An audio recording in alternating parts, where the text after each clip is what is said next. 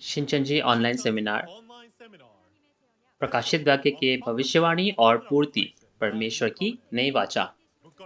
प्रकाशित वाक्य आज पूरे दुनिया में इसके बारे में गवाही दी जा रही है और अगस्त और सितंबर में हमने पहला और दूसरा शिनचेंजी ऑनलाइन सेमिनार का आयोजन किया और इसमें लगभग 30,000 से ज़्यादा लोगों ने भाग लिया और 12 अलग क्षेत्रों से लगभग 1800 पादरियों ने इसमें बहुत रुचि ली।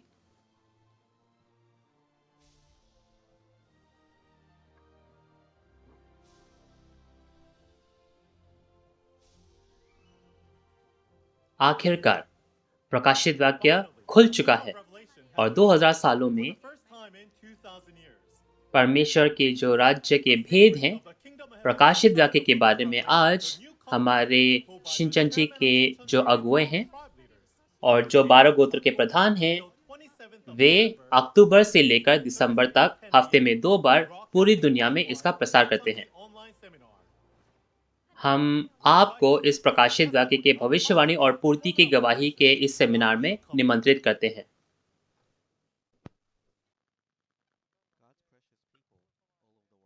पूरी दुनिया में परमेश्वर के प्रिय लोग जिनकी आशा स्वर्ग के राज्य में है, आप सबसे मिलकर अच्छा लगा।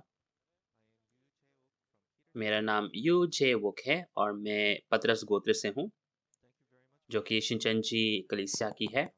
आज हमारे साथ शिनचेंजी के इस सेमिनार में जुड़ने के लिए आपका बहुत बहुत धन्यवाद।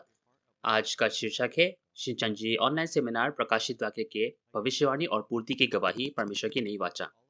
हम परमेश्वर का धन्यवाद करते हैं जिन्होंने हमें ये अवसर दिया और हम आशा करते हैं कि जो लोग इस सेमिनार में आज जुड़ रहे हैं वे सभी परमेश्वर के अनुग्रह और उनके प्रेम से भरपूर होंगे। तो चलिए हम अपने दिलों को एकत्रित करें और परमेश्वर को हम प्रार्थना दें। हे परमेश्वर पिता जो सबसे पवित्र हैं और जो प्रेम से भरपूर है,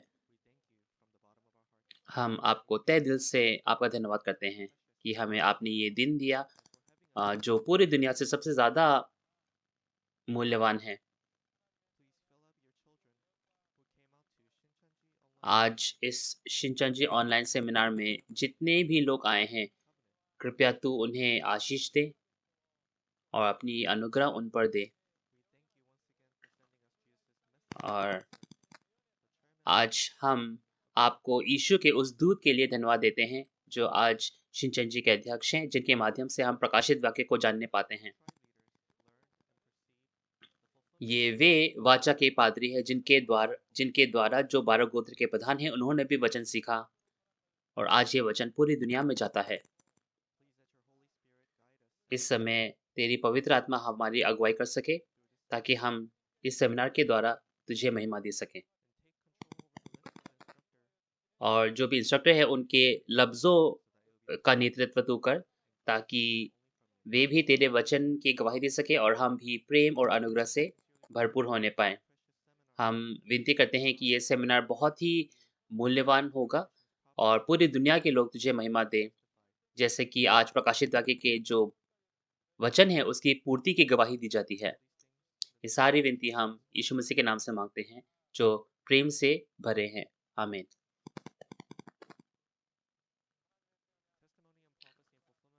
प्रकाशित वाक्य के भविष्यवाणी और पूर्ति की गवाही परमेश्वर की नई वाचा। पिछले सेमिनार को जारी रखते हुए आज हम प्रकाशित वाक्य 14 के बारे में पढ़ेंगे। हम शिनचेंजी 12 गोत्र आज प्रकाशित वाक्य के सभी वचन के बारे में स्पष्ट रूप से गवाही देते हैं क्योंकि हमें जो वाचा के पादरी है, जो चरवाहे, जो शिनचेंजी के अध्यक्ष हैं, उनके माध्यम से सभी चीज़ें जानने को मिली हैं। तो चलिए आज प्रकाशित वाक्य 14 के उस सिय्योन पर्वत और 1,44,000 के बारे में जाने जिन्हें काटा गया है और उस नए गीत के बारे में भी जानें। तो आज हम चलिए उस इंस्ट्रक्टर को बुलाते हैं जो आज हमें वचन की गवाही देंगे।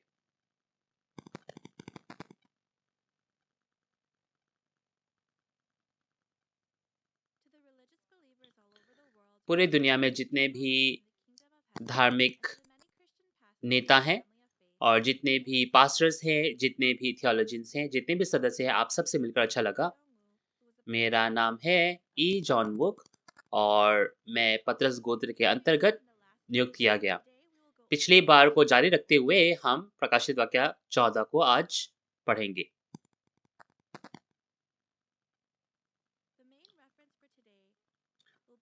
तो आज का जो मुख्य संदर्भ होगा वो होगा 1,44,000 जो प्रथम फल हैं जो सिय्योन पर्वत पर हैं। ये प्रथम फल हैं कौन? ये 1,44,000 है कौन जो सिय्योन पर्वत पर है। उसको देखने से पहले हम देख सकते हैं कि 1,44,000 जो है वे उनके माथे पर परमेश्वर और यीशु का नाम लिखा है ना? ऐसा इसलिए क्योंकि उनका नाम परमेश्वर और यीशु का नाम उनके माथे पर लिखा है। और कब और कहाँ इन्हें मुहरित किया जाता है। तो इसके बारे में चलिए हम प्रकाशित वाक्य में जो विपरीत अध्याय है उसको देखेंगे। प्रकाशित वाक्य में हम देख सकते हैं कि 3 जगह पर विपरीत अध्याय है। प्रकाशित वाक्य 6 और 7, प्रकाशित वाक्य 13 और 14 और प्रकाशित वाक्य 18 और 19। ये विपरीत अध्याय हैं, ये एक दूसरे के विपरीत हैं। आप प्रकाशित वाक्य 6 में देख सकते हैं कि एक युग खत्म हो जाता है क्योंकि उन चुने हुए लोगों ने विश्वासघात किया और उनका अंत हो गया। और प्रकाशित वाक्य 7 में परमेश्वर का एक नया राज्य शुरू होता है। उस समय परमेश्वर के मुहर से 1,44,000 लोगों को मुहरित किया जाता है। और जब हम प्रकाशित वाक्य 13 और 14 के बीच में जो संबंध है उसे देखते हैं तो पिछले हमने अध्याय में देखा था बार्थोलोमे के एक गोत्र के प्रधान के माध्यम से कि प्रकाशित वाक्य 13 में जो लोग हैं वे उन विनाशकों से पशु का चिन्ह पा रहे हैं क्योंकि उन्होंने शैतान का झूठा वचन पाया, शैतान का चिन्ह पाया, उसका अनुसरण किया और शैतान के साथ एक हो गए। इसीलिए जो चुने हुए लोग थे वे विश्वासघाती हो गए और वो न्याय किए गए, तो उन्हें शैतान का चिन्ह मिला। लेकिन प्रकाशित वाक्य 14 में हम देख सकते हैं कि परमेश्वर यीशु और उस वाचा के पादरी के माध्यम से परमेश्वर की मुहर लोगों पर लगने पाती है। इसीलिए परमेश्वर और यीशु इनका जो नाम है ये उनके माथे पर लिखा जाता है। कितने लोग मुहरित होते हैं इस समय? इसके बारे में कहा गया है कि 1,44,000 लोग मुहरित होने पाते हैं। और 18 और 19 देखते हैं हम। क्योंकि उन लोगों ने शैतान का वचन अपनाया तो शैतान के साथ वे एक हो गए। इसीलिए प्रकाशित वाक्य 18 में हम देख सकते हैं कि उन्होंने शैतान के साथ विवाह किया। लेकिन जो लोग परमेश्वर के वचन का अनुसरण करते हैं वे उस विवाह भोज में उस मेमने के साथ एक होने पाते हैं। तो आज हम प्रकाशित वाक्य 14 के बारे में पढ़ेंगे। प्रकाशित वाक्य 14 में हम देख सकते हैं कि जिनको शैतान का चिन्ह मिलता है और परमेश्वर का चिन्ह मिलता है उनका परिणाम क्या होता है। पहले मैंने आपसे पूछा था कि 1,44,000 है कौन जो सिय्योन पर्वत पर है, कब और कहाँ इन्हें मुहरित किया जाता है। तो आप प्रकाशित वाक्य 6 में देख सकते हैं कि एक युग का अंत हो जाता है और एक नया युग प्रकाशित वाक्य 7 में शुरू होता है। जो कौन है? 1,44,000 है जो परमेश्वर के वचन से मुहरित हैं। वे ही हैं जो प्रकाशित वाक्य 14 में वे लोग हैं जो मुहरित हैं और 1,44,000 जो प्रकट होते हैं। प्रकाशित वाक्य 14 कब पूरा होता है? ये प्रकाशित वाक्य 13 के घटनाओं के बाद होता है। ये कटाई के समय होता है ना? प्रकाशित वाक्य 13 में हम देख सकते हैं कि चुने हुए लोगों ने विश्वासघात किया और वे नष्ट हो गए। उन्होंने पशु का चिन्ह पाया। लेकिन प्रकाशित वाक्य 14 वो सिय्योन पर्वत परमेश्वर के सिंहासन के सामने है। तो प्रकाशित वाक्य 14 का जो प्रवाह है वो कुछ इस प्रकार है। पहले से 5वें वाक्य में हम उन मुहरित 1,44,000 के बारे में देख सकते हैं जो सिय्योन पर्वत पर हैं। 6 से 8 में हम उस अनंत काल के सुसमाचार के बारे में सुन सकते हैं जो नया गीत है। और 9 से 12 में हम देख सकते हैं कि जो लोग पशु का चिन्ह पाते हैं उनका न्याय कैसे होता है। और 13 से 16 में हम देख सकते हैं कि जो काटे गए गेहूं हैं उनका क्या होता है। और जो 17 से 20 है उनके बारे में क्या लिखा है, वे लोग वे हैं जिनकी कटाई नहीं होती है। तो आज हम प्रकाशित वाक्य 14 के बारे में जानेंगे और ये उस विश्वास के बारे में है जो हमें स्वर्ग के राज्य में लेके जाने पाता है। ये 1,44,000 कौन है? हमें बहुत जानने की ज़रूरत है ना? तो चलिए, आज हमने ये मुख्य संदर्भ पढ़ा तो आगे चलते हैं। अब ये 1,44,000 जो मुहूर्त हैं, ये कौन है? इसके बारे में चलिए पढ़ते हैं पहले से 5वें आयत में। प्रकाशित वाक्य 14, 1 से 5। फिर मैंने दृष्टि की और देखो, वह मेम्ना सिय्योन पहाड़ पर खड़ा है और उसके साथ 1,44,000 जन हैं, जिनके माथे पर उसका और उसके पिता का नाम लिखा हुआ है। और स्वर्ग से मुझे एक ऐसा शब्द सुनाई दिया, जो जल की बहुत धाराओं और बड़े गर्जन के जैसा शब्द था। और जो शब्द मैंने सुना वह ऐसा था, मानो वीणा बजाने वाले वीणा बजाते हो। और वे सिंहासन के सामने और चारों प्राणियों और प्राचीनों के सामने मानो एक नया गीत गा रहे थे। और उन 1,44,000 जनों को छोड़, जो पृथ्वी पर से मोल लिए गए थे, कोई वह गीत न सीख सकता था। ये वे हैं जो स्त्रियों के साथ अशुद्ध नहीं हुए, पर कुंवारे हैं। ये वे ही है कि जहाँ कहीं मेमना जाता है, वे उसके पीछे हो लेते हैं।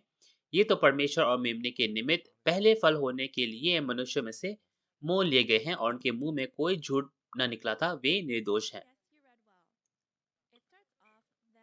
तो हम देख सकते हैं कि मैंने देखा है ना। तो प्रकाशित वाक्य 14 हम देख सकते हैं, वो प्रकाशित वाक्य 13 के बाद जारी रहता है। तो यहाँ पे एक व्यक्ति है जो देखता है ना? उसने कहा मैंने दृष्टि की। कौन है ये? ये व्यक्ति वो है जो प्रकाशित वाक्य के पूर्ति के समय सारी चीज़ें देखता है। 2000 साल पहले यूहन्ना ने प्रकाशित वाक्य को एक दृष्टांत में, दर्शन में देखा। लेकिन आज प्रकाशित वाक्य की पूर्ति के समय एक व्यक्ति है, वाचा का पादरी नया यूहन्ना, जो इस पूर्ति को देखता है और वो सारी घटनाएं, सारी चीजें देखता है। तो चलिए आज मुख्य संदर्भ को देखते हैं। उसमें लिखा है कि एक मेमना है जो सिय्योन पहाड़ पर खड़ा है और उसके साथ 1,44,000 जन हैं। ये ज़रूरी क्यों है? क्योंकि हमारी जो आशा है वो यीशु मसीह से मिलना है ना? दूसरे आगमन पर, है कि नहीं? जब यीशु आते हैं, वे कहाँ आएँगे? वे सिय्योन पर्वत पर आएँगे। तो 1,44,000 जो लोग हैं, वे लोग हैं जो यीशु मसीह से मिलते हैं जब वे दूसरे आगमन पर आते हैं, है ना? तो इस 1,44,000 को जानने के लिए हमें ये जानने की ज़रूरत है कि सिय्योन पर्वत है कहाँ? और वो घटना स्थल कहाँ है जहाँ यीशु आते हैं? तभी हम 1,44,000 को जानने पाएँगे। तो हम देख सकते हैं कि एक भौतिक सिय्योन पर्वत है। आप देख सकते हैं वो यरूशलेम है, इज़राइल में। एक ये पर्वत है जो लगभग 800 मीटर ऊँचा है और ये वो जगह है जहाँ इब्राहिम, इसहाक, याकूब ये सब लोग रहे थे।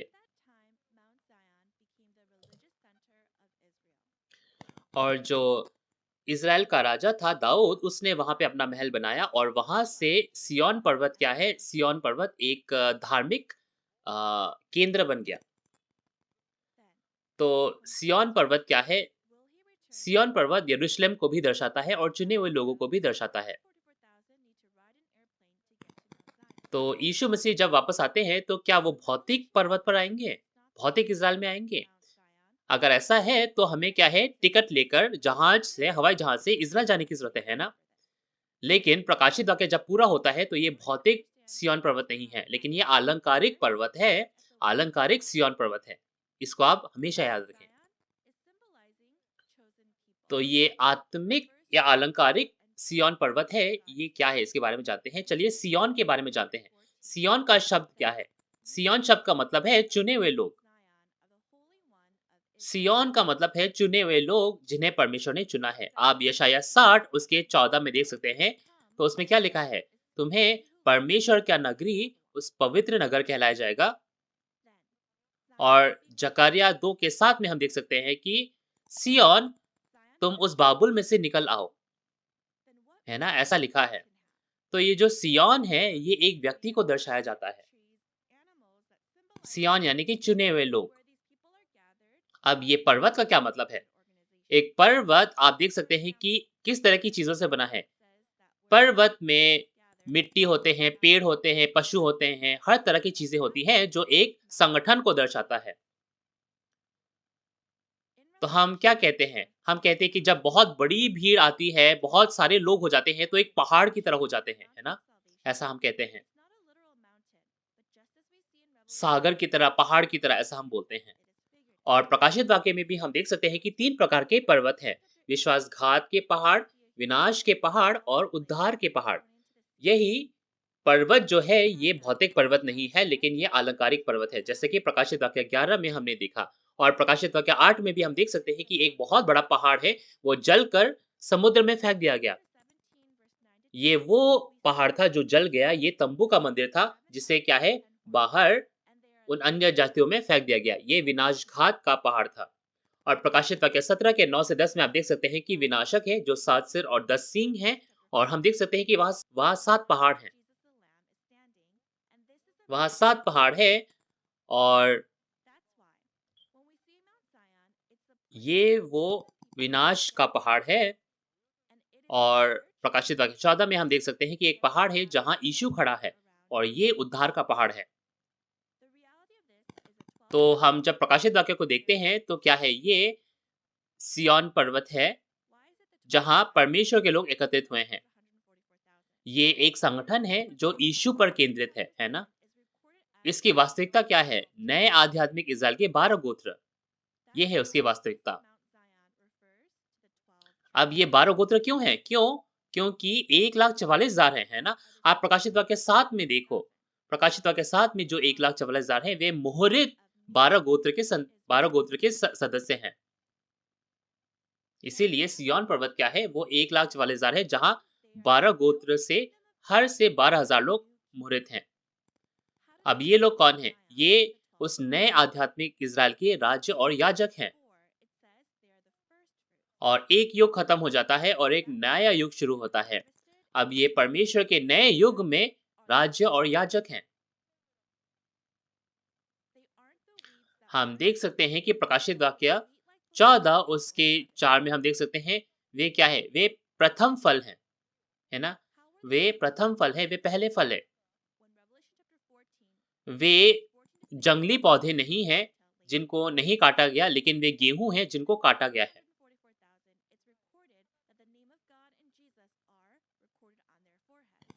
और प्रकाशित वाक्य 14 और 14 के 16 में हम देख सकते हैं कि इनकी कटाई कैसे होती है, उसके बारे में हम बाद में जानेंगे। और हम देख सकते हैं कि इन 1,44,000 पर परमेश्वर और यीशु की मुहर लगी है। उनके माथे पर परमेश्वर और यीशु की मुहर लगी है। तो आपको क्या लगता है कि उनके माथे पर सच में परमेश्वर और यीशु का नाम लिखा होगा? नहीं, परमेश्वर और यीशु का नाम का मतलब है वे परमेश्वर और यीशु से संबंधित हैं। हम देख सकते हैं कि आदि में वचन परमेश्वर था, यानी कि परमेश्वर और यीशु का वचन होना, परमेश्वर और यीशु का वचन उनके मन में, उनके हृदय में होना, वे लोग परमेश्वर के लोग कहलाए जा सकते हैं। और ये है उसका मतलब कि उनके माथे पर परमेश्वर और यीशु का नाम लिखा है। आप इब्रानियों 8 के 10 में देख सकते हैं कि परमेश्वर ने कहा कि जब वो नई वाचा बनाएगा, तो परमेश्वर कहते हैं कि मैं उनका परमेश्वर होऊँगा और वे मेरे लोग होंगे। इसीलिए वे लोग वे हैं जो परमेश्वर के लोग कहलाए जाते हैं। परमेश्वर उन्हें अपने लोगों के रूप में स्वीकार करता है। ये वे लोग हैं जिन्हें प्रकाशित वाक्य 7 उसके 1 से 8 में मुहरित किया गया। लेकिन प्रकाशित वाक्य 13 में हम देख सकते हैं कि वे लोग हैं जो शैतान के चिन्ह से मुहरित हैं।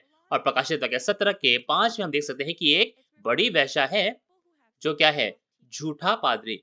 और उसके माथे पर एक शब्द लिखा है, वो है बाबुल, जो एक रहस्य है। और बाबुल क्या है? बाबुल प्रकाशित वाक्य 18 में हम देख सकते हैं कि एक दुष्ट दुष्ट का क्या है? वो दुष्ट का वो घर है।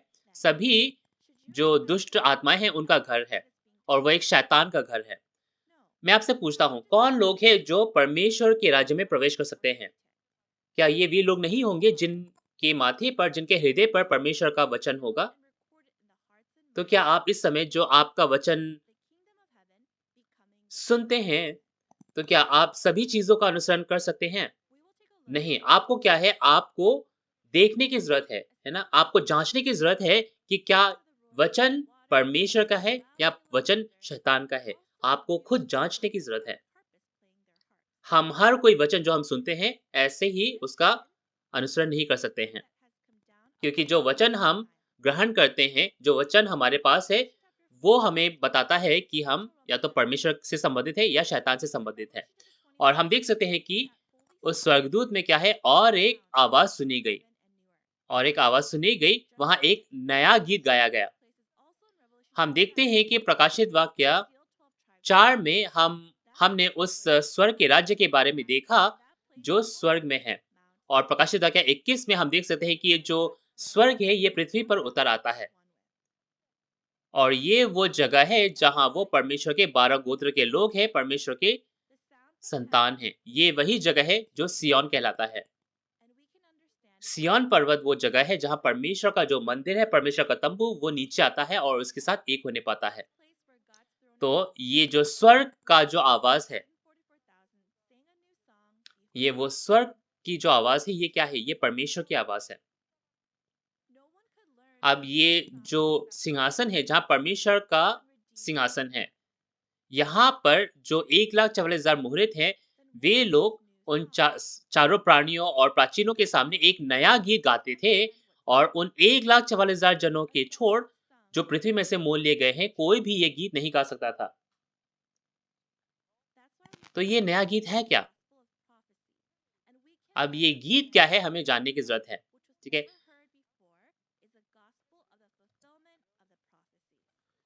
गीत पुराने समय में क्या है, भविष्य के जो भविष्यवाणी के बारे में गाया जाता था। यानी कि गीतों में भी परमेश्वर की भविष्यवाणी छिपी हुई थी। और ये जो नया गीत है, ये क्या है? ये नया गीत वो गीत है जो भविष्यवाणियों के पूर्ति के बारे में गवाही देता है। तो ये जो नया गीत है, ये क्या है? प्रकाशित वाक्य में जो नया गीत गाया जाता है, ये क्या है? ये प्रकाशित वाक्य की भविष्यवाणी और उसके पूर्ति के बारे में जो गवाही है, वो गीत है। अगर गीत एक वचन है, तो नया गीत क्या है? नया वचन। ये वही गीत है जो प्रकाशित वाक्य 5 उसके 8 से 9 में जो चारों प्राचीन और 24 प्राचीन और 4 जीवित प्राणी गाते थे। और प्रकाशित वाक्य 14 के 6 में हम देख सकते हैं, वे जो नया गीत गाते हैं उसे अनंत काल का गीत कहा गया, अनंत काल का सुसमाचार कहा गया। तो ये जो नया गीत है जो सिर्फ 1,44,000 लोग गा सकते हैं, ये प्रकाशित वाक्य के पूर्ति की गवाही है। और ऐसा क्यों है कि सिर्फ 1,44,000 ये गीत सीख सकते थे? उनके अलावा कोई नहीं सीख सकता था। इसलिए क्योंकि परमेश्वर का जो सिंहासन है वो सिय्योन पर्वत पर आता है, और जहाँ परमेश्वर का सिंहासन आता है, वहाँ परमेश्वर का चरवाहा होता है। क्योंकि एक व्यक्ति है जिसने सारी चीज़ें देखी और सुनी, सभी जो भौतिक पूर्ति है उसके बारे में जाना है। इसीलिए प्रकाशित वाक्य 3 के 12 में हम देख सकते हैं कि जो जय पाता है कि उस पर परमेश्वर, यीशु और जो आत्मिक स्वर्ग है वो उस पर आता है। और प्रकाशित वाक्य 3 के 21 में लिखा है कि जो जय पाता है वो यीशु मसीह के साथ उसके सिंहासन पर बैठेगा। यानी कि जहाँ वो जय पाता है, वहाँ यीशु मसीह का सिंहासन है और परमेश्वर का सिंहासन है ना? और आप प्रकाशित वाक्य 1 के 2 में देख सकते हैं कि वो चरवाहा है, जो वो सारी चीज़ें देखता है, सुनता है, उसकी गवाही देता है। और उसे प्रकाशित वाक्य 10 में वो खुली पुस्तक मिली, और प्रकाशित वाक्य 22 के 8 और 16 में आप देख सकते हैं कि उसने प्रकाशित वाक्य के सभी घटनाओं को देखा। इसीलिए क्योंकि जे जो 1,44,000 है, वे उस वाचा के पादरी से, उस चरवाहा से वे सीख सकते हैं। इसीलिए वे ही है जो ये नया गीत गा सकते हैं। तो ये नया गीत इतना महत्वपूर्ण क्यों है? ये नया गीत जब प्रकट होता है, वो इस चीज़ का सबूत है कि ये सिय्योन पर्वत है और ये 1,44,000 है। ये सिय्योन पर्वत किस तरह का जगह है? सिय्योन पर्वत उस तरह का जगह है जहाँ परमेश्वर, यीशु और जो आत्माएँ हैं, पवित्र आत्माएँ, वे उनके साथ एक हैं। तो ये स्वर्ग का राज्य है जिसकी हम कामना करते हैं। तो क्या हर कोई यहाँ जा सकता है? क्या हर कोई अपनी मर्ज़ी से सिय्योन पर्वत का सदस्य बन सकता है? ऐसा नहीं है। अगर ये 1,44,000 है, तो इनको क्या है, नया गीत गाने की ज़रूरत है। और ये अगर सिय्योन पर्वत है, वहाँ से एक नया गीत आने की ज़रूरत है। इसीलिए ये नया गीत जहाँ से निकलता है, वो इस चीज़ का सबूत है कि वहाँ पे सिय्योन पर्वत है और वहाँ 1,44,000 लोग मुहरित हैं। अगर वहाँ नया गीत नहीं है तो वो सिय्योन पर्वत नहीं है, ना ही वहाँ 1,44,000 जन मुहरित हैं। तो 1,44,000 जन कौन हैं? किस तरह के लोग हैं? चलिए उस पर एक नज़र डालते हैं। हमें ये जानने की ज़रूरत है कि ये 1,44,000 जन कौन हैं? अगर हम जानेंगे तो हम उनकी तरह बन सकते हैं, है ना? तो हम देख सकते हैं कि उन्होंने अपने आप को कुँवारा रखा और वे स्त्रियों के साथ अशुद्ध नहीं हुए। अब ये स्त्री कौन है? ये भौतिक स्त्री नहीं है ना? ये आत्मिक स्त्री है, एक चरवाहा, एक पादरी। 2000 साल पहले जो पौलुस थे, प्रेरित पौलुस, उन्होंने भी परमेश्वर का वचन दिया और उन्होंने अपने आप को क्या है, अलंकारिक स्त्री कहा। उन्होंने कहा कि मैं गर्भवती की पीड़ा में हूँ, जच्चा की पीड़ा में हूँ। उन्होंने कहा कि मैं दूध पिलाता हूँ और उन्होंने तीमुथियुस को भी अपना पुत्र कहा, जबकि प्रेरित पौलुस जो थे, उनका विवाह नहीं हुआ था। क्योंकि वचन बीज है, एक पादरी जो उस बीज को ग्रहण करता है, वो एक स्त्री बनता है और मंडली के सदस्यों को उनका पोषण करता है। तो उस तरह का जो व्यक्ति है, उस तरह का जो पादरी है, उसे स्त्री कहा जाता है। अब प्रकाशित वाक्य में किस तरह के स्त्री है जो दुष्ट हैं, जो भ्रष्ट हैं, वे झूठे पादरी हैं, है ना? उनके पास परमेश्वर का बीज नहीं है, लेकिन उनके पास शैतान का बीज है, जो कि जंगली पौधे हैं और वे शैतान की संतान को जन्म देते हैं। तो ये झूठे पादरी हैं, जिनके बारे में प्रकाशित वाक्य 2 के 20 में हम देख सकते हैं कि इज़ाबेल, है ना? इज़ाबेल लिखा हुआ है, जो परमेश्वर के दासों को मूर्तियों का भोजन खिलाता है। और प्रकाशित वाक्य 17 1 से 5 में हम देख सकते हैं कि उन सभी चीज़ों की जो उन सभी बाबुल की जो वेश्या है, जो बड़ी वेश्या है, वो है, जो शैतान से संबंधित है। वे पादरी हैं जो प्रकाशित वाक्य 13 में उस तम्बू के मंदिर में प्रवेश कर सभी को शैतान का चिन्ह देते हैं। लेकिन जो 1,44,000 है, वे शैतान के साथ एक नहीं होते हैं, वे व्यभिचार नहीं करते हैं, वे अपने आप को शुद्ध रखते हैं, अपने विश्वास को बनाए रखते हैं। वे उन झूठे पादरियों के वचन को नहीं सुनते हैं, वे मसीह के पीछे, उस मेमने के पीछे चलते हैं जहाँ कहीं वह जाता है और वे सिर्फ मसीह के वचन का अनुसरण करते हैं। और कहा गया कि उन्हें सभी जो मनुष्यों में से मोल लिया गया है और वे निमित्त पहले फल बन गए हैं। और उन्हें पहला फल क्यों कहा गया? क्योंकि 2000 साल पहले यीशु मसीह ने परमेश्वर के वचन के बीज को बोया है ना? और 2000 साल से क्या है, ये बीज उग रहे हैं और इस आत्मिक खेती में, इस आत्मिक किसानी में सबसे पहले, पहली बार जो परमेश्वर के बीज से लोग उगे हैं और आज कटने पाए हैं, उन्हें पहला फल कहा जाता है। इसीलिए ये 1,44,000 जो जन हैं, वे उद्धार पाते हैं क्योंकि उनके वचन क्योंकि उनके जो वस्त्र है, उसे यीशु के लहू से क्या है, शुद्ध कर दिया गया और उन्हें पापों से शुद्धि मिलती है।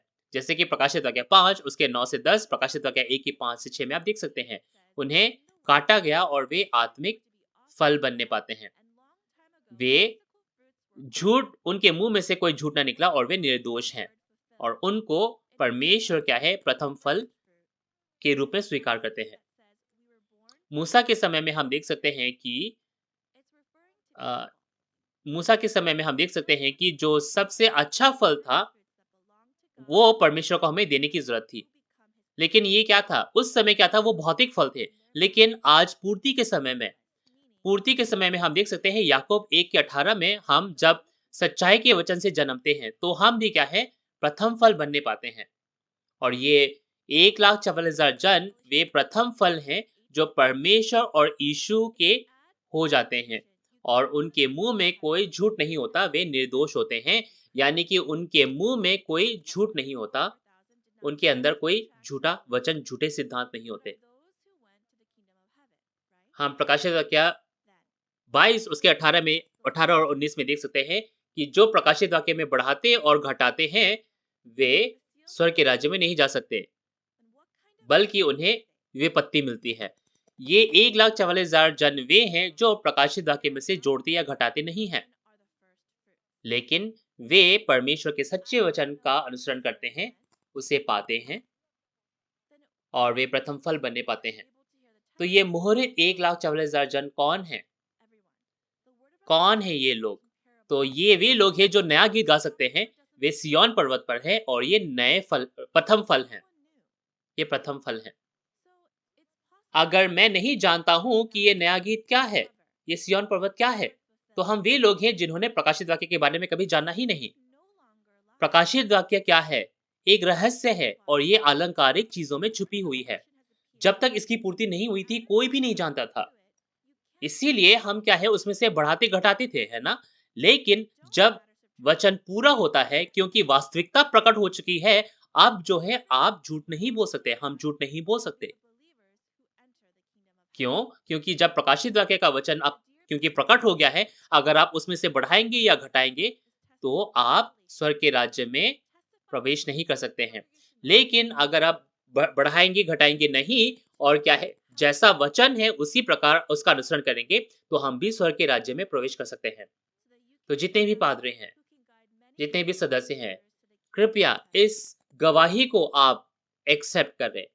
इस गवाही को आप जाने, जांचे, स्वीकार करें और अपने सदस्यों को भी सिखाने पाएं, ताकि हम भी सब उस स्वर्ग के राज्य के बारे में और जान सकें और एक साथ प्रवेश कर सकें। आप भी ऐसे पादरी बन सकते हैं जो बहुत लोगों को स्वर्ग के राज्य में उनका नेतृत्व कर सकते हैं। तो चलिए इस अनंत काल के जो वचन है उसके बारे में देखते हैं। तो चलिए 6 से 8 पढ़ते हैं। प्रकाशित वाक्य 14, 6 से 8। फिर मैंने एक और स्वर्गदूत को आकाश के बीच में उड़ते हुए देखा, जिसके पास पृथ्वी पर के रहने वालों की हर एक जाति, कुल, भाषा और लोगों को सुनाने के लिए सनातन सुसमाचार था। और उसने बड़े शब्द से कहा, परमेश्वर से डरो और उसकी महिमा करो, क्योंकि उसके न्याय करने का समय आ पहुंचा है, और उसकी आराधना करो, जिसने स्वर्ग और पृथ्वी और समुद्र और जल के सोते बनाए।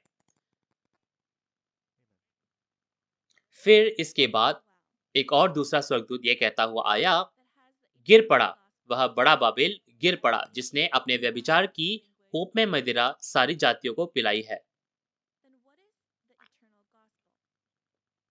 आमीन। तो आपने अच्छा पढ़ा। तो हम देखते हैं और एक स्वर्गदूत है जिसके पास सनातन सुसमाचार है, अनंत काल का सुसमाचार है, जो वो सभी जाति, भाषा, कुल लोगों को सुनाता है। अब ये अनंत काल का सनातन सुसमाचार है क्या? सुसमाचार यानी कि सुसमाचार का मतलब है कि जो भविष्यवाणी है उसकी पूर्ति की गवाही देना, है ना? ये सनातन सुसमाचार वो है जो प्रकाशित वाक्य के पूर्ति के बारे में सुसमाचार है। प्रकाशित वाक्य के भविष्यवाणियों की जो पूर्ति है वो सनातन सुसमाचार है, अनंत काल सुसमाचार है। जब वास्तविकता बताई जाती है वो अनंत काल का सुसमाचार है। और ये किन को बताया जाता है? ये योएल 1 उसके 3 से 4 में हम देख सकते हैं कि तुम अपने वंशज को बताओ, वे अपने वंशज को बचाए। तो इस प्रकार जो है युगानुयुग ये वचन जो है चलता रहता है। उसी प्रकार आप देख सकते हैं कि 2000 साल पहले जो भविष्यवाणी पूरी हुई, आज 2000 साल तक चली आ रही है। उसी प्रकार आज प्रकाशित वाक्य का जो वचन है वो पूरा हो चुका है, इसके बाद कुछ भी नहीं बचा। और जब प्रकाशित वाक्य पूरा होता है तो ये अनंत काल का सुसमाचार बन जाता है। प्रकाशित वाक्य 14 उसके 3 में जो अनंत काल का सुसमाचार है उसे नया गीत कहा गया। और ये नया गीत कौन, इसकी गवाही कौन देता है? वो वाचा के पादरी है जो सारी चीजें देखते और सुनते हैं, और वे 1,44,000 हैं जो उस वाचा के पादरी उस सिय्योन पर्वत से सीखते हैं। केवल वे हैं जो इस नए गीत को गा सकते हैं। तो प्रकाशित वाक्य का जो पूर्ति है उसके बारे में गवाही कहाँ दी जाएगी? हर जाति, कुल, भाषा और लोगों को, यानी कि पूरी दुनिया में जितने भी चर्च हैं उनको ये गवाही दी जाएगी। इसीलिए जो वाचा के पादरी है जिन्होंने प्रकाशित वाक्य के बारे में सारी चीजें देखी और सुनी, उन्हें प्रकाशित वाक्य 22 की 16 में कहा गया कि तुम पूरी दुनिया के जो कलीसियाएं हैं उनको जाके गवाही दो। इसीलिए प्रकाशित वाक्य 24 के 14 में लिखा गया है कि जो राज्य का जो सुसमाचार है वो पूरी दुनिया में सुनाया जाएगा और फिर अंत आएगा। ये वही स्वर्गदूत है जो कहता है कि परमेश्वर का भय मानो और वो क्योंकि वो न्याय का समय आ गया है। और हमसे कहा गया कि परमेश्वर की महिमा करो, आराधना करो। अब ये लोग कौन हैं जिन्हें न्याय मिलता है? और ये परमेश्वर का जो स्थान है वो कौन-सा है? ये निर्णय तब आता है, ये न्याय तब आता है जब प्रकाशित वाक्य 18 के बाद जो 42 महीने का कार्य 42 महीने का जो विनाश का कार्य पूरा हो जाता है, उसके बाद विनाश का कार्य होता है। और ये जगह जहाँ सभी लोग आते हैं और परमेश्वर की आराधना करते हैं, वो साक्षी के तम्बू का मंदिर है, जिसके बारे में प्रकाशित वाक्य 15 में हम सीखेंगे, जो परमेश्वर के मंदिर, साक्षी के तम्बू के मंदिर के बारे में बताता है।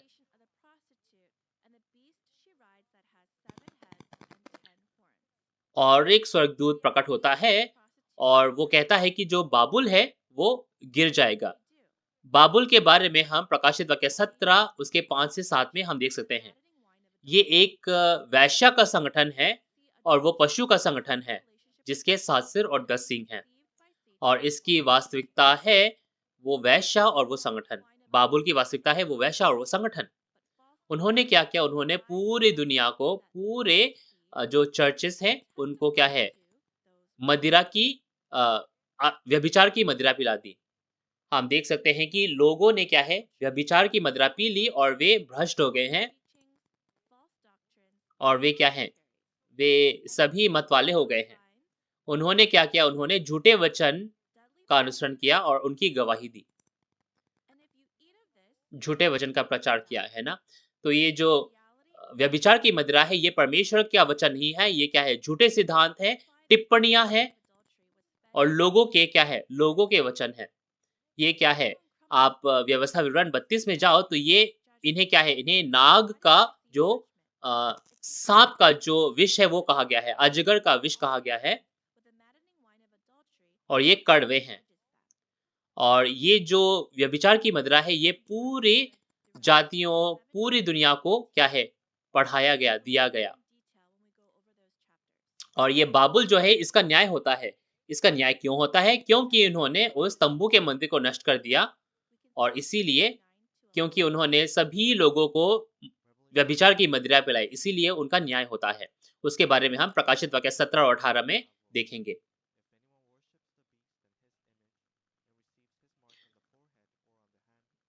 तो ये न्याय क्या है? जो उन लोगों को मिलता है जिन्होंने पशु का चिन्ह पाया। तो चलिए प्रकाशित वाक्य 14 9 से 11 पढ़ते हैं। फिर इनके बाद एक तीसरा स्वर्गदूत बड़े शब्द से यह कहता हुआ आया, जो कोई उस पशु और उसकी मूर्ति की पूजा करे और अपने माथे या अपने हाथ पर उसकी छाप ले, तो वह परमेश्वर के प्रकोप की मदिरा जो बिना मिलावट के उसके क्रोध के कटोरे में डाली गई है, पिएगा और पवित्र स्वर्गदूतों के सामने और मेमने के सामने आग और गंधक की पीड़ा में पड़ेगा। और उनकी पीड़ा का धुआं युगानुयुग उठता रहेगा और जो उस पशु और उसकी मूर्ति की पूजा करते हैं और जो उसके नाम की छाप लेते हैं, उनको दिन रात चैन ना मिलेगा। आमीन। तो ये तीसरे स्वर्गदूत ने ऐसा कहा। ये उन लोगों के बारे में है जिनको पशु का चिन्ह मिला, उनका न्याय है ना? तो पशु, उसका चिन्ह और पशु उसकी मूर्ति और उनके माथे पर और उनके हाथ पर पशु का छाप। तो ये पशु क्या है? पशु वो शैतान है और मूर्ति क्या है? वे मूर्ति वो झूठे पादरी हैं। और अब लोग कौन हैं जो उसके माथे जो उसका जो चिन्ह है अपने माथे या हाथ पर लेते हैं। ये वे लोग हैं प्रकाशित वाक्य 13 में जिनको पशु का चिन्ह मिला। उन्होंने परमेश्वर की आराधना नहीं की, परमेश्वर को महिमा नहीं दी, वे परमेश्वर के नहीं हैं लेकिन वे शैतान के झूठे पादरियों के साथ एक हो गए। इसीलिए उनको ये न्याय मिलता है। ये कहा गया है कि उन्हें क्या है परमेश्वर के कोप का जो अ, दाखरस है वे पिएँगे और वे लोग न्याय पाएँगे और वे उस गंधक की पीड़ा में पड़ेंगे और वे युगानुयुग क्या है युगानुयुग तड़पेंगे। और हम प्रकाशित वाक्य 21 के 8 में देख सकते हैं, उस दूसरी मृत्यु के बारे में हम देख सकते हैं, है ना? ये वो जगह है। और प्रकाशित वाक्य 20 उसके 4 से 5 में हम देख सकते हैं कि वे लोग हैं जिन्होंने पशु का चिन्ह नहीं पाया और उन मूर्तियों की पूजा नहीं की। वे उन शहीदों की आत्माओं के साथ एक होते हैं और वे प्रथम पुनरुत्थान में प्रवेश करते हैं। वे परमेश्वर के याजक होते हैं, यीशु मसीह के याजक होते हैं और वो यीशु मसीह के साथ 1000 वर्ष तक राज्य करते हैं। और मृत्यु का कोई भी असर उन पर नहीं होता है। और वे लोग हैं जिन पर परमेश्वर और यीशु का मुहर होता है और वे परमेश्वर और यीशु के साथ युगानुयुग राज्य करते हैं। हमें आज वे लोग नहीं होने हैं जिनको पशु का चिन्ह मिलता है, लेकिन हमें वे लोग बनने चाहिए जो परमेश्वर की आराधना करते हैं और परमेश्वर के वचन का अनुसरण करते हैं और सच्चे विश्वासी बनते हैं। और हमें क्या है? वे लोग होने की ज़रूरत है जो धीरज के साथ अपने विश्वास को रखते हैं। जब हम धीरज की बात करें, धीरज की बात ये है जब क्या है? जब तक उद्धार का समय नहीं आता तब तक हमें उस पशु से लड़ने की ज़रूरत है और जिनका विश्वास परमेश्वर और यीशु पर है और जो उस पहाड़ पर भाग जाते हैं, है ना? जब उस पवित्र नगर में वो घृणित पशु, घृणित वस्तु प्रवेश करता है, तो वे लोग उस पहाड़ पर भाग जाते हैं और वे लोग हैं जो श्वेत वस्त्र पहनते हैं और जिनके नाम जीवन की पुस्तक में लिखे हैं। और वे लोग हैं जो परमेश्वर के मंदिर में उस वेदी के सामने आराधना करते हैं और परमेश्वर की आराधना करते हैं। और प्रकाशित वाक्य 17 के 14 में हम देख सकते हैं कि वे लोग हैं जो विश्वास योग्य और भरोसेमंद सेवक कहे गए हैं, जो जय पाते हैं, है ना? और प्रकाशित वाक्य 15 के 2 में हम देख सकते हैं वे लोग हैं जो पशु और उसके मूर्ति और उसके चिन्ह पर जय पाते हैं और वे परमेश्वर के सिंहासन के सामने एकत्रित होते हैं। और वे लोग हैं जो 1,44,000 जन हैं जो परमेश्वर के बीच से जन्मे हैं, जिन्होंने अपने धीरज को बनाए रखा, अपने विश्वास को बनाए रखा। आज हमें भी सच्चे विश्वासी के माध्यम से अपने विश्वास को बनाए रखना है। तो ये जो गेहूँ है, इनकी कटाई कैसी होती है? तो चलिए 13 से हम 16 पढ़ते हैं। प्रकाशित वाक्य 14, 13 से 16। और मैंने स्वर्ग से यह शब्द सुना, लिख, जो मृतक प्रभु में मरते हैं वे अब से धन्य हैं। आत्मा कहता है हाँ, क्योंकि वे अपने परिश्रमों से विश्राम पाएंगे और उनके कार्य उनके साथ हो लेते हैं। मैंने दृष्टि की और देखो एक उजला बादल है और उस बादल पर मनुष्य के पुत्र सदृश कोई बैठा है, जिसके सिर पर सोने का मुकुट है और हाथ में उत्तम हंसुआ है। फिर एक और स्वर्गदूत ने मंदिर में से निकलकर उससे जो बादल पर बैठा था बड़े शब्द से पुकार कर कहा, अपना हंसुआ लगाकर लवनी कर, क्योंकि लवने का समय आ पहुंचा है, इसलिए कि पृथ्वी की खेती पक चुकी है। अतः जो बादल पर बैठा था उसने पृथ्वी पर अपना हंसुआ लगाया और पृथ्वी की लवनी की गई। आमीन। तो आपने अच्छा पढ़ा। तो अब से मैं 13 के बारे में बताऊंगा। प्रकाशित वाक्य 14 का 13। हम देख सकते हैं कि अब से जो प्रभु में मरते हैं वे अब धन्य हैं, क्योंकि वे अपने परिश्रमों से विश्राम पाएंगे। तो कहा गया है कि अब से, है ना? यानी कि अब से इसका मतलब क्या है? शुरुआत से। इस 42 महीने के विनाश के समय में जब चुने हुए लोगों ने अपने आप को शैतान के साथ कर दिया, लेकिन उस समय कई लोग थे जो प्रभु में मरे, है ना? तो जो प्रभु में मरे वे लोग धन्य हैं। अब ये धन्य कैसे हो सकते हैं? ये तो मर गए, है ना? तो ये धन्य कैसे हो सकते हैं? ये जो मर गया है, ये वे भौतिक रूप में नहीं मरे हैं। जो मर गए हैं वे क्या है? उनके पाप मर गए हैं। उनके पाप मर गए हैं और उनमें धार्मिकता जीवित होती है। प्रकाशित वाक्य 13 के 15 में आप देखो कि जो लोग उस पशु की मूर्ति की पूजा ना करें, तो उन्हें मार दिया जाएगा, है ना? तो ये भौतिक मृत्यु नहीं है। उस समय अगर कोई पशु से डरे और उसकी मूर्ति की पूजा करे, तो उनकी जो धार्मिकता है, वो मर जाती है और पाप पाप जो है वो जीता है उनमें। लेकिन अगर आप उस समय अपने विश्वास को बनाए रखते हैं और धीरज रखते हैं और पशु और उसके मूर्ति की पूजा नहीं करते हैं, तो उनके पाप मर जाते हैं और उनकी धार्मिकता जीवित रहती है। तो इसका एक उदाहरण हम देखते हैं, 2000 साल पहले प्रेरित पौलुस ने क्या कहा? प्रेरित पौलुस ने भी अपने जो देह के, अपने शरीर के जो सोच है उनको मार दिया और वो कहते थे कि मैं रोज मरता हूँ, है ना? मैं रोज अपने आप को मारता हूँ ताकि मैं परमेश्वर के कार्य को पूरा कर सकूं। वह उस प्रकार का व्यक्ति है जो परमेश्वर में मरता है। आज वो युग है जब परमेश्वर राज्य करते हैं। तो इस नए राज्य ने लोगों की स्थापना करने के लिए परमेश्वर के इस प्रकाशित वाक्य की पूर्ति होनी ज़रूरी है। तो आज प्रकाशित वाक्य की जब पूर्ति होती है, जब परमेश्वर का राज्य बनने पाता है, हमें परमेश्वर के हिसाब से, परमेश्वर के राज्य के हिसाब से बनने की ज़रूरत है, उनके कार्य करने की ज़रूरत है।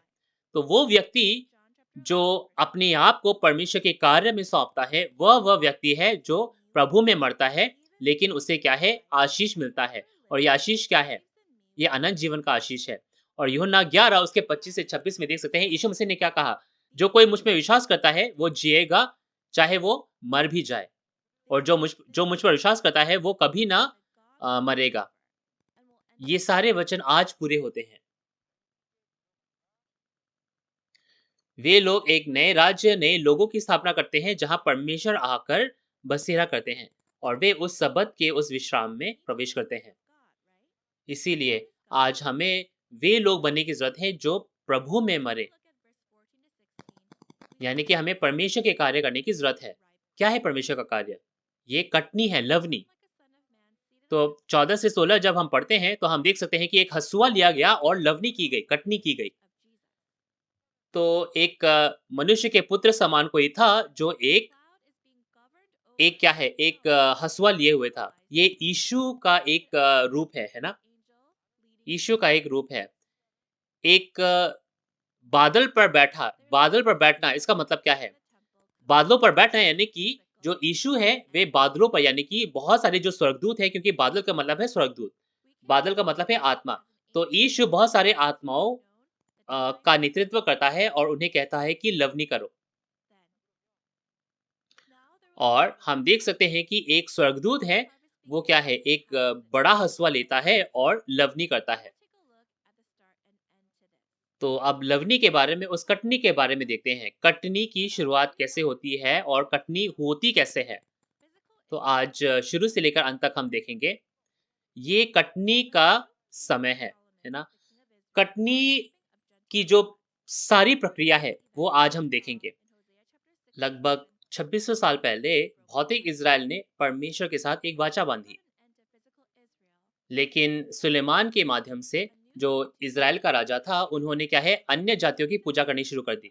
जैसे कि होशे 6 के साथ में हम देख सकते हैं कि आदम की नाई उन्होंने भी क्या है, वाचा तोड़ दी। तो परमेश्वर ने भौतिक इज़राइल का अंत कर दिया और उन्होंने कहा कि एक वे नई रचना बनाएँगे, नया कार्य करेंगे।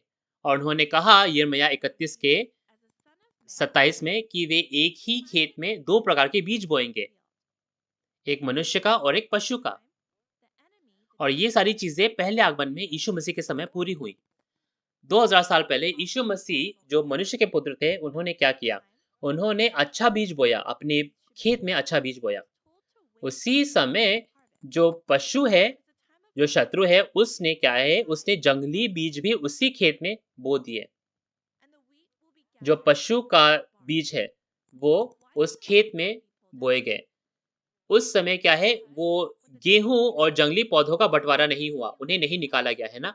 लेकिन कहा गया कि कटनी के समय में, अंत के समय में, कटनी के समय में, अंत के समय में जो जंगली हैं, उन्हें बाँध दिया जाएगा और खेत में रखा जाएगा, लेकिन जो गेहूँ है, गेहूँ को काट कर खत्ते में ले जाया जाएगा। गेहूँ और जो अ, गेहूँ और जो जंगली पौधा है, उन्हें क्यों नहीं निकाला गया? उन्हें पहले क्यों नहीं निकाला गया? क्योंकि जब वे छोटे हैं तो आप नहीं देख सकते हैं, है ना? आप बीच में देखो, जो बीच वाला है वो जंगली पौधा है। जब वे छोटे होते हैं, जब उनके अंकुर निकलते हैं, आप नहीं देख सकते हैं कि कौन-सा गेहूँ है और कौन-सा गेहूँ है। कौन-सा गेहूँ है, कौन-सा जंगली पौधा है। अगर आप जंगली पौधा निकालना चाहोगे, तो आप गेहूँ को भी निकाल दोगे। इसीलिए जो किसान है, वो क्या है, कटनी के समय तक इंतज़ार करता है। क्योंकि कटनी के समय में ये जो गेहूँ है और जंगली पौधा है, आप इसे साफ-साफ देख सकते हैं। आप देखो, गेहूँ और जंगली पौधा, आप इसका इन दोनों को देख सकते हैं, है ना? उसी प्रकार उसी प्रकार ये कटनी जो है, आत्मिक कटनी है। आज जो गेहूँ हैं, वे परमेश्वर के संतान हैं और जो जंगली पौधे हैं, जंगली बीज हैं, वे शैतान के संतान हैं। और ये खेत कहाँ कहाँ बोया गया? और ये बीज कहाँ बोया गया? ये यीशु का खेत है। यीशु का खेत क्या है? कलीसिया आज, धार्मिक जो दुनिया है, आज पूरी दुनिया की जो कलीसिया हैं, यानी कि आज पूरी दुनिया की कलीसिया में यीशु के बीज हैं, लेकिन शैतान के भी बीज हैं। आज पूरे दुनिया की जितने भी कलीसियाएँ हैं, वहाँ सब ऐसे नहीं हैं जो स्वर्ग जाएँगे, वहाँ शैतान के भी संतान हैं। उनका बँटवारा कब होगा? अंत के समय में, कटनी के समय में। जब कटनी का समय आता है, जब तब जो स्वर्गदूत हैं वे आते हैं और कटनी करते हैं और इनका बँटवारा करते हैं। जो परमेश्वर के संतान हैं वे खत्ते में जाते हैं, उस खलिहान में जाते हैं। लेकिन जो शैतान के संतान हैं उनकी कटाई नहीं होती है और वे जला दिए जाते हैं। ये बाइबल का वादा है। तो ये कटनी या लवनी होती कैसे है? हम देखते हैं कि जो स्वर्गदूत है वो आत्मा है। तो ये जो स्वर्गदूत है, ये क्या है? एक भौतिक हँसुआ लेगा? नहीं, ये भौतिक हँसुआ नहीं है। ये जो तेज़ हँसुआ है, ये उत्तम हँसुआ है, ये परमेश्वर का वचन है ना? आप इफिसियों 6 उसका 17 में देखो तो लिखा है कि परमेश्वर का वचन एक तलवार की तरह है। और यशायाह 2 के 4 में आप देख सकते हो कि लिखा है कि उस कटनी के समय में जो तलवार है, जो ढाल है, जो तलवार है, उन्हें क्या है? हँसुए में बदल दिया जाएगा। यानी कि ये जो हँसुआ है, ये क्या है? एक व्यक्ति है जिसके पास परमेश्वर का वचन है। 2000 साल पहले ये जो बीज है एक व्यक्ति द्वारा बोया गया। उसी प्रकार कटनी के समय में जब कटनी होती है तो एक व्यक्ति ये कटाई करता है। जो हँसुआ है वो परमेश्वर का वचन है और एक व्यक्ति है जिसके पास ये परमेश्वर का वचन है। तो कटनी के समय में परमेश्वर के वचन की गवाही होती है और जो लोग उसे सुनते हैं उससे वो क्या है? उस बीज से वो जन्म ले सकते हैं। जो उस वचन को ग्रहण करते हैं, है ना? जो पूर्ति के वचन को ग्रहण करते हैं, वे लोग गेहूँ की वास्तविकता बन सकते हैं और उनकी कटाई हो सकती है। अब ये कटाई होती कैसे है? कटाई होती ऐसे है कि वे जो गेहूँ से हैं, वे परमेश्वर के वचन के पीछे हो लेते हैं। आप मत्ती 24 उसके 40 से 41 में देख सकते हैं कि एक जो है ले लिए जाएँगे और एक को छोड़ दिया जाएगा। 2 स्त्रियाँ चक्की पीस रही होंगी, एक को क्या है ले लिया जाएगा, एक को छोड़ दिया जाएगा और ये स्त्रियाँ क्या है? ये स्त्रियाँ चरवाहा है, पादरी हैं। तो कटनी के समय में चाहे वो चाहे वो पादरी हो, चाहे वे सदस्य हो, सभी को कटाई में भाग लेने की ज़रूरत है। अगर हम कटाई में भाग नहीं लेते, हमारी कटनी नहीं होती है, तो हमारा न्याय होता है। और कटनी यानी कि उस गवाही के वचन के पीछे हो लेना, ताकि हम उस खत्ती में जा सकें, ताकि हम यीशु के खलिहान में जा सकें। वह जगह है जहाँ वो फल लाए जाते हैं, वो गेहूँ लाए जाते हैं। और ये जो फल, ये गेहूँ कहाँ लाए जाते हैं? सिय्योन पर्वत पर। और परमेश्वर का सिंहासन कहाँ है? वहाँ। गेहूँ वहाँ है, जो प्रथम फल वहाँ है, जहाँ ये खत्ता है, जो सिय्योन पर्वत है। इसीलिए प्रकाशित वाक्य 14 में हम देख सकते हैं, प्रकाशित वाक्य 7 में हम देख सकते हैं कि सिय्योन पर्वत में 12 गोत्र हैं और उसकी वास्तविकता है साक्षी के तम्बू का मंदिर। इसीलिए जो लोग सच्चे वचन का अनुसरण करते हैं, वे साक्षी के तम्बू के मंदिर में आते हैं और ये उस बात का सबूत है कि वे परमेश्वर के बीज से जन्मे हैं और वे गेहूँ हैं, क्योंकि वे खत्ते में आते हैं। तो आज अभी प्रकाशित वाक्य की पूर्ति का समय है, कटनी का लवनी का समय है। यानी कि इस समय उस नए गीत से लोगों को मोहित होने की ज़रूरत है और कटनी होने की ज़रूरत है ना? तो ये किस जगह के किस तरह के जगह में होता है? आज शिनचन जी, यीशु की कलीसिया, साक्षी के तम्बू का मंदिर, यहाँ सिय्योन मिशन केंद्र जो है, इसके द्वारा कटनी होती है। पूरी दुनिया में सिर्फ ये ही एक शैक्षणिक संगठन है जो बाइबल पर आधारित है। यहाँ वो नया गीत गाया जाता है, यहाँ से वो नया गीत निकलता है और इस कोर्स के माध्यम से एलिमेंट्री, इंटरमीडिएट, एडवांस, शुरुआती, मध्यवर्ती और उच्च स्तर, इन सभी कोर्सेज़ को पूरा करके लोग उस मंदिर में प्रवेश कर सकते हैं। और इस सिय्योन पर्वत में, इस सिय्योन मिशन केंद्र में पढ़ने के लिए आपको कितना पैसा देना पड़ेगा? ये मुफ्त है, ये सेंतमेंत है। जैसे कि यीशु ने कहा प्रकाशित वाक्य 22 के 17 में, जो प्यासा है उसे ये जीवन का जल सेत में दिया जाएगा। और यही वचन आज पूरा होता है। तो इस सिय्योन मिशन केंद्र से हम देख सकते हैं कि बहुत सारे लोग जो हैं इस सच्चाई के वचन को पढ़ रहे हैं और वे कटनी में भाग ले रहे हैं।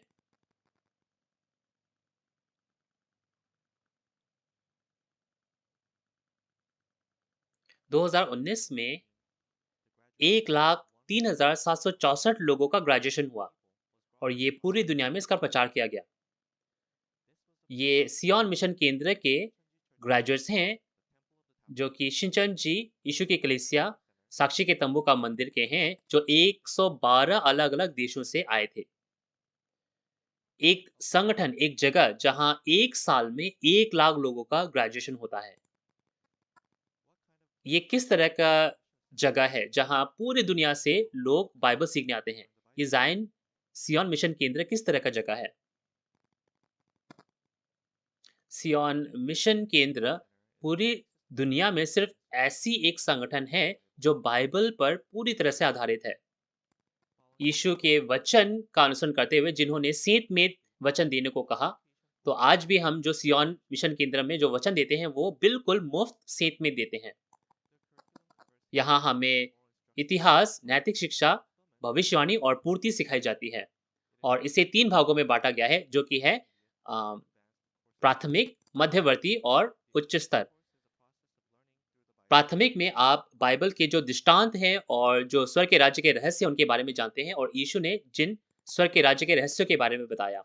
और मध्यवर्ती में आप पुराने नियम और नए नियम की जो भविष्यवाणी है उनके पूर्ति के बारे में जानते हैं और अध्याय हर एक अध्याय को आप अच्छे से पढ़ते हैं। और उच्च स्तर में आप प्रकाशित वाक्य की जो भविष्यवाणी है और उस पूर्ति के बारे में, पूरे पुस्तक के बारे में अच्छे से जानते हैं। इस कॉन्टैक्ट फ्री युग में, कोरोना वायरस के समय में भी आप देख सकते हैं कि सिय्योन मिशन केंद्र के जो ऑनलाइन क्लासेस उसमें सभी लोग भरे हुए हैं और लेसन्स जो है बाइबल के हिसाब से पढ़ाई जाती हैं और सभी चीज़ें स्पष्ट हैं और सभी चीज़ें बाइबल पर आधारित हैं और यहाँ बहुत आप आनंद भी ले सकते हैं। आप बिना कोविड की चिंता किए हमारे साथ जुड़ सकते हैं। आप बाइबल को अच्छे से पढ़ सकते हैं और आनंद ले सकते हैं। सिय्योन मिशन केंद्र के जो द्वार हैं, वे सभी के लिए खुले हैं।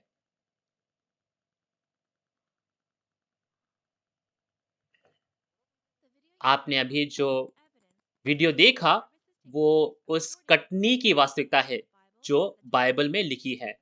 प्रकाशित वाक्य की जब पूर्ति होती है, जो लवनी होती है, उसकी वास्तविकता आपने अभी देखा। इसलिए अभी देर नहीं हुई है। आप भी सिय्योन मिशन केंद्र में पंजीकरण कर सकते हैं और हम सभी लोग उस कटनी में भाग लें, जो स्वर्ग के राज्य में जाने पाएँ।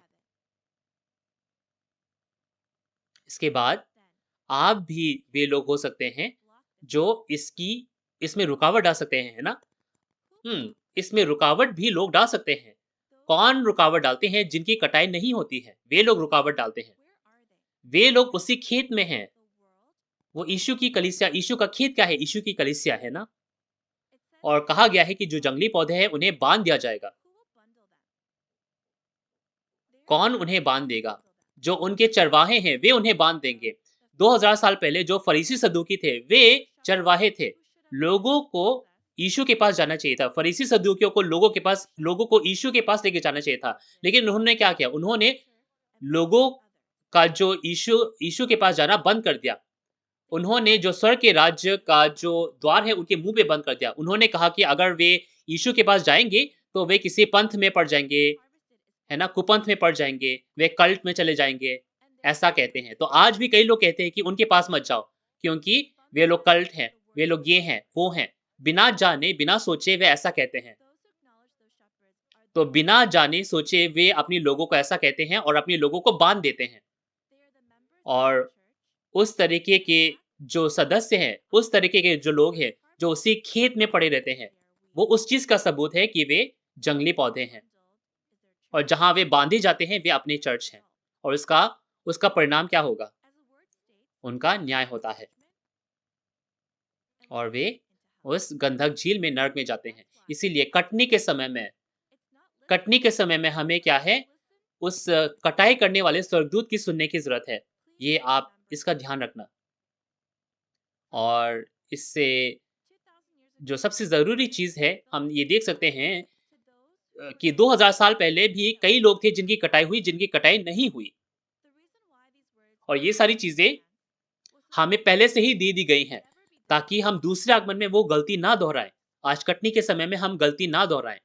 आज जितने भी पादरी हैं, आप लोग इस वचन को जाँच सकते हैं और आप भी लोगों को ये वचन दे सकते हैं, ताकि आप भी कई लोगों को स्वर्ग के राज्य में आप बुला सकें, ताकि आप भी क्या हैं, वे बेस्ट पास्टर बन सकें, जो परमेश्वर के सामने स्वीकार किए जा सके। तो चलिए देखते हैं ये जो जंगली फल हैं, जंगली दागलता है, उनका न्याय कैसे होता है। तो चलिए 17 से 20 पढ़ते हैं। फिर एक और स्वर्गदूत उस मंदिर में से निकला जो स्वर्ग में है और उसके पास भी उत्तम हँसुआ था।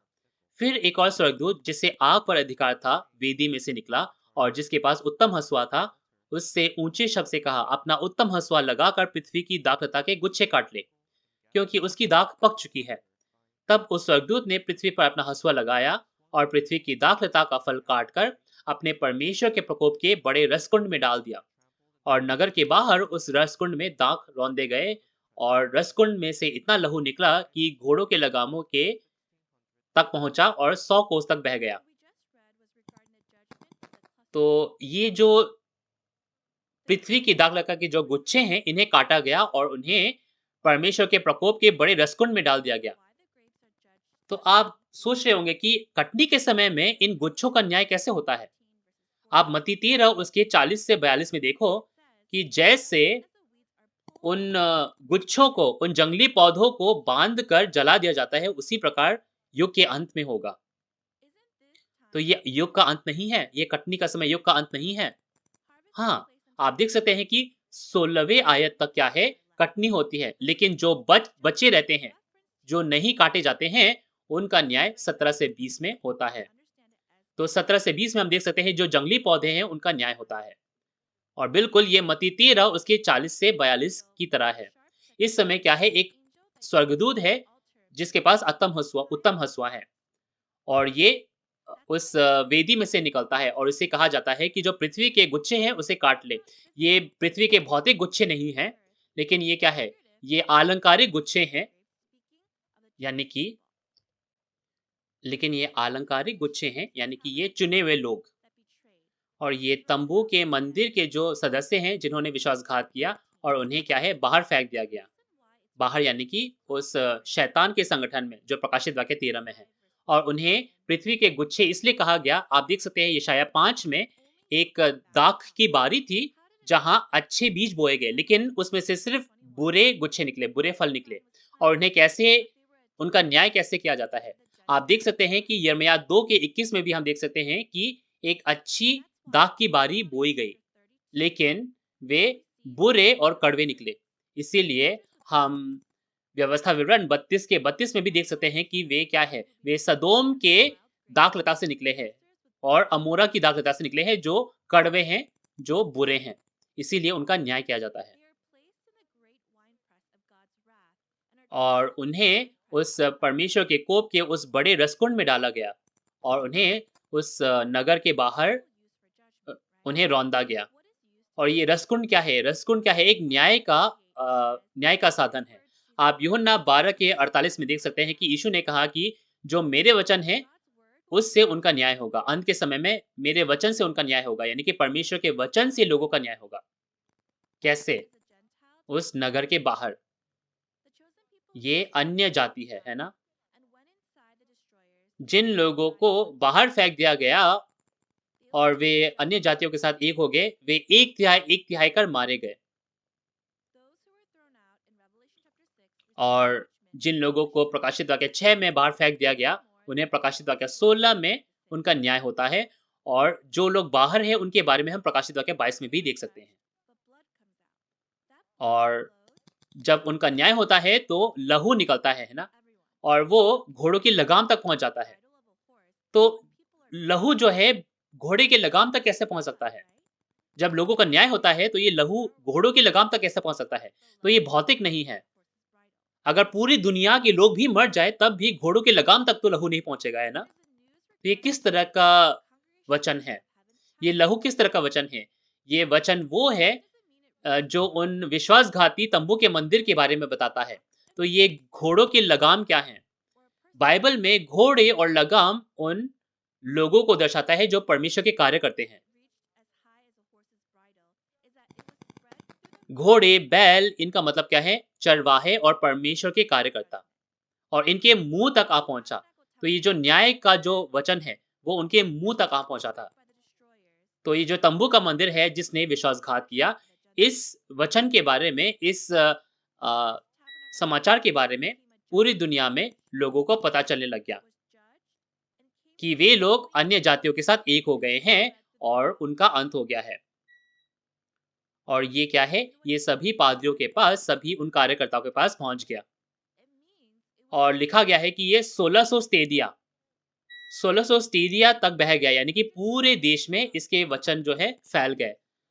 1600 स्टेडिया जो है लगभग 300 किलोमीटर है, यानी कि ये पूरे देश में फैल गया। और ये जो तंबू का मंदिर है, इसके क्या थे? इसके 80 शाखा चर्चें थी और ये जो 80 शाखा जो चर्चेस थे, इनका नाम जो है, इनका नाम अन्य जातियों के साथ एक हो गया और उनका न्याय हुआ। और आज हमने प्रकाशित वाक्य 14 के बारे में पढ़ा। तो चलिए आज हम उसका निष्कर्ष करते हैं। प्रकाशित वाक्य 14 में परमेश्वर के जो लोग हैं, उन्हें काटा जाता है और उन्हें मुद्रित किया जाता है और वे 12 गोत्र के हिस्सा बन जाते हैं। लेकिन कई लोग हैं जो नरक जाते हैं। कौन है वे? वे नगर के बाहर फेंक दिए जाते हैं, वे विश्वासघात करते हैं और वे जंगली पौधे हैं जिनकी कटाई नहीं होती है। तो पूरी दुनिया में जितने भी आप लोग हैं, क्या आज हम परमेश्वर के राज्य के हिसाब से कार्य कर रहे हैं? सिर्फ चर्च जाना वो विश्वासी जीवन जीना नहीं है। सिर्फ बाइबल पढ़ना विश्वासी जीवन नहीं है। सही विश्वासी जीवन है कटनी के समय में कटाई में भाग लेना। और इनकी वास्तविकता क्या है? सिय्योन पर्वत पर जो 1,44,000 प्रथम फल हैं। लेकिन सिर्फ 1,44,000 उस खत्ते में प्रवेश नहीं करेंगे। हम देख सकते हैं कि 1,44,000 के मुहरित होने के बाद एक महान क्लेश आती है और इस महान क्लेश में से एक महान भीड़ भी निकल आएगी जिसे कोई नहीं गिन सकता, जो यीशु के लहू से शुद्ध होंगे, जो सफेद वस्त्र पहने उस सिंहासन के सामने आएंगे। ये वो महान क्लेश का समय है और ये महान भीड़ भी इस समय बनाई जाती है।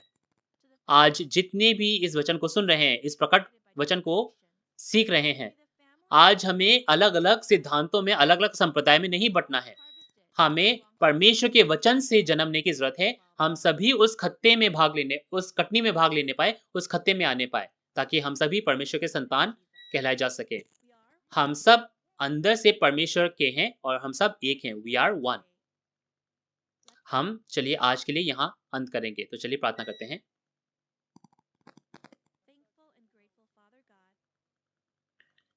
हे परमेश्वर पिता, जिसके हम आभारी हैं, अपने अनुग्रह से आपने इस सेमिनार का आयोजन किया और आपने कई लोगों को यहाँ आमंत्रित किया। कृपया उन सभी के दिलों पर तू शासन कर, जो आज यहाँ जुड़े हैं। आज हमने प्रकाशित वाक्य 14 के बारे में पढ़ा।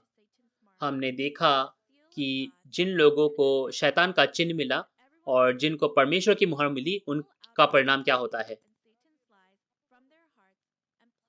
तो आज जो भी लोग इस वचन को सुने, वे लोग शैतान के जो जंगली बीज हैं, अपने दिलों से निकाल कर वे परमेश्वर के बीज को ग्रहण करें और इस समय हम सब मुहरित होने पाएँ। हम विनती करते हैं कि तू हमारे दिलों पर शासन कर, ताकि इस मीटिंग को हम अगली बार भी जारी रखें और अगली बार भी ये कार्य हम जारी रख सकें। ये सारी विनती हम यीशु मसीह के नाम से माँगते हैं। आमीन। तो आज सुनने के लिए बहुत-बहुत धन्यवाद।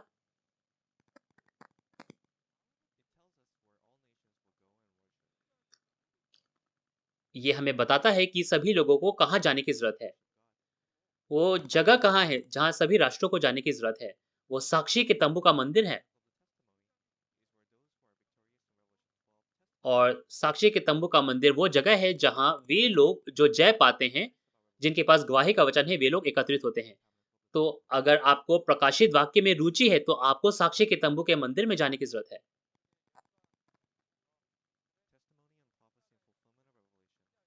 प्रकाशित वाक्य के भविष्यवाणी और पूर्ति की गवाही परमेश्वर की नई वाचा। तो आज हमने प्रकाशित वाक्य 14 के बारे में पढ़ा।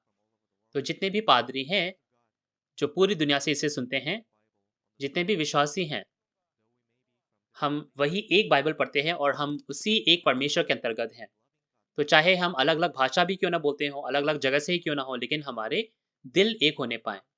हम सब परमेश्वर से प्रेम करने पाएँ और हम एक उस सच्चाई को ढूँढने पाएँ। हम आज शिनचन जी के जो 12 गोत्र हैं, इस कार्य को पूरा करते हैं और एक विश्वासी जीवन जीते हुए इस वचन को पूरी दुनिया में इसका प्रचार करते हैं। बहुत सारे जो मीडिया है, आज इस वचन को सुनकर इसके बारे में समाचार सुना रहे हैं और बहुत सारे पास्टर जो हैं आज हमारे साथ एमओयू साइन कर हमारे साथ कार्य कर रहे हैं। शिनचन जी आज उन सभी के लिए खुला है जो परमेश्वर के वचन के बारे में जानना चाहते हैं और परमेश्वर से प्रेम करते हैं। अगर आप हमसे कांटेक्ट करना चाहते हैं, तो इस ईमेल या फ़ोन नंबर पर आप हमसे संपर्क कर सकते हैं और आप हमसे एमओयू साइन कर सकते हैं। और पूरी दुनिया में जितने भी पास्टर्स हैं और विश्वासी हैं जो आज इस प्रकाशित वाक्य की भविष्यवाणी और पूर्ति की गवाही परमेश्वर की नई वाचा सेमिनार में जुड़े हैं, आप सभी का धन्यवाद। अगली बार भी हमारे साथ रहें ताकि हम प्रकाशित वाक्य के इस गवाही के बारे में पूरी तरह जान सकें। तो आज सेमिनार यहीं ख़त्म करेंगे और हम प्रभु प्रार्थना में चलेंगे। हे हमारे पिता, तू जो स्वर्ग में है, तेरा नाम पवित्र माना जाए, तेरा राज्य आए, तेरी इच्छा जैसे स्वर्ग में पूरी होती है, वैसे ही पृथ्वी पर भी हो। हमारे दिन भर की रोटी आज हमें दे और जिस प्रकार हमने अपने अपराधियों को क्षमा किया है, वैसे ही हमारे अपराधों को क्षमा कर और हमें परीक्षा में ना ला, परंतु बुराई से बचा, क्योंकि राज्य और पराक्रम और महिमा सदा तेरे ही है। आमीन। तो सभी परिवार परमेश्वर के परिवार के सदस्य, आप सभी का बहुत-बहुत धन्यवाद।